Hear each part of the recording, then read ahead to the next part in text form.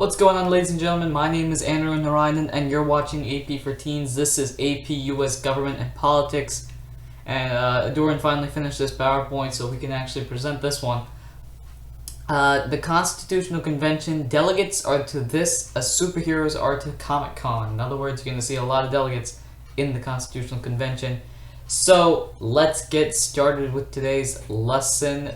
In the last video, we probably have this really short because the last video we didn't talk about much, but we talked about the Articles of Confederation and how they sucked. They didn't exactly suck. They had a lot of cons, but they also had pros, so you could leave. We talked about the pros and cons as well. And go ahead and listen to the professor. Click on the link for the video right to the right of that speech bubble. Watch that video so that way you understand how the Constitutional Convention came into progress, I guess. So in this video we're going to be discussing today, we're going to be talking about the Constitutional Convention, what it was. We're going to talk about the major decisions of the convention, and we're also going to talk about the divide that occurred afterwards, what happened after the convention that caused a bit of tension in the government for a couple of, a period of time. Let's get started opening the curtain as we always do, or as I always will be, and let's start about the argument before roll call. That's apparently what Adoran wants to call it. The people at the convention were divided on what to do about the Articles of Confederation in the first place. Some people said to scrap it completely, said it was worthless, it had no governmental power, it couldn't do anything right. Some people said to keep it the same, as changing it would infringe on the rights of the states and the rights of the people.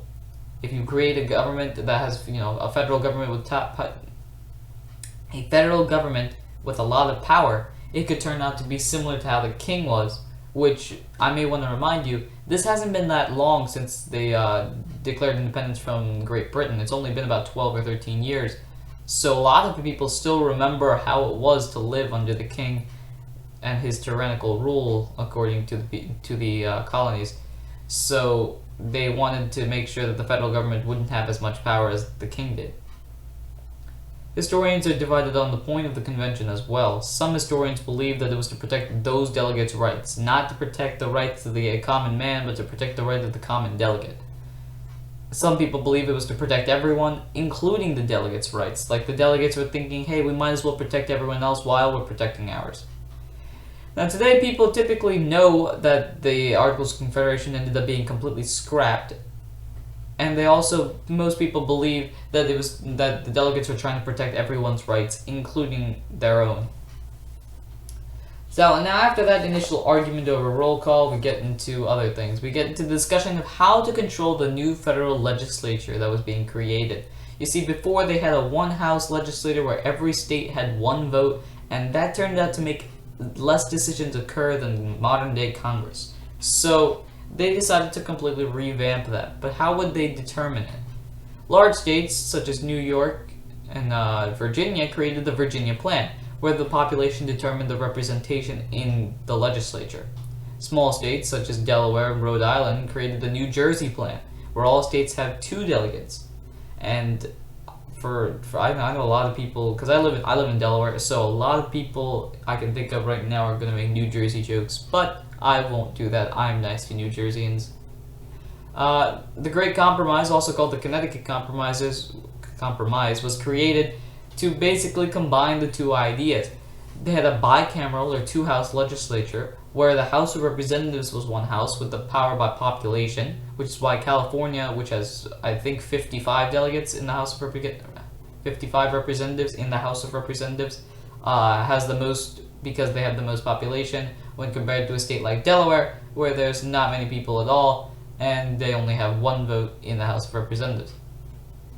They also created the Senate, where power is equal. California has 2, Wyoming has 2, Georgia has 2, Delaware has 2, Maine has 2, and basically makes each state have the same amount of vote in the Senate.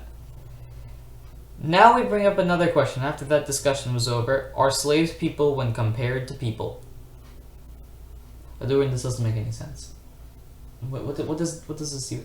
Alright, Adoran's telling me to click on, so I'll click on. According to life rules at the time, slaves were not people, they were property, owned by the slave owners, and they had no vote, no say in their lives, and basically were under the rule of the slave owner. Now, when it came to the Constitution, that book was thrown out the window when related to their population. You see what I did? You see? I see what you did there, doing. That was good. In the North, where there were very few slaves, they said that slaves didn't count as votes, as population, because they were all trying to get as much of population as they could for the House of Representatives. The North had few slaves, so they said they didn't count. The South had a lot of slaves, so they said they did count. The slaves were just trying to figure out, wait, are we people or are we not people? Were the slaves, dilemma in this. One of the most famous solutions to the problem, and this solution was not a good thing, was the 3/5 compromise, where a slave was worth 3/5 of a non-slave. And as you can see right here, it's a pictograph, I guess you could say, of non-slaves and slaves. It looks like there are 5 people on the left and 5 people on the right, but in reality there are 5 people on the left and 3 people on the right, according to the 3/5 compromise, which shows that the slave was not worth as much as a free man. Directly written into the Constitution. Now, what else was added to the Constitution? Well, they created a president and an executive branch of government. And they also created the Supreme Court and basically a judicial system that was more powerful than the ones of the state. But then, after the conference was over, they separated into the feds and the anti-feds. No, we're not talking anarchy. It's not. Doran, take that picture out. It's not anarchy. All right, we're not talking anarchy. The states had to ratify the Constitution, obviously, in order for it to become implemented. 9 of the 13 states had to do so.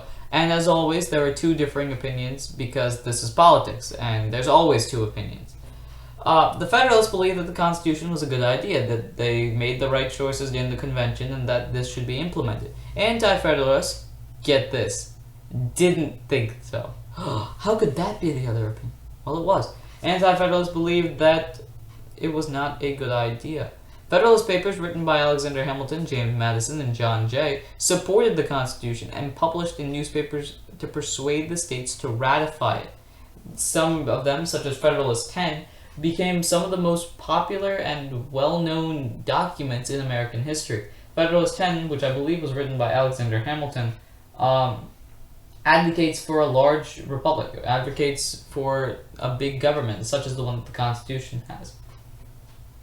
Now, anti-federalists had problems with the Constitution. The Constitution, they thought, would threaten the citizens' personal liberties that were so protected under the Articles of Confederation, and believed that there had to be rights placed directly in the Constitution rather than being assumed.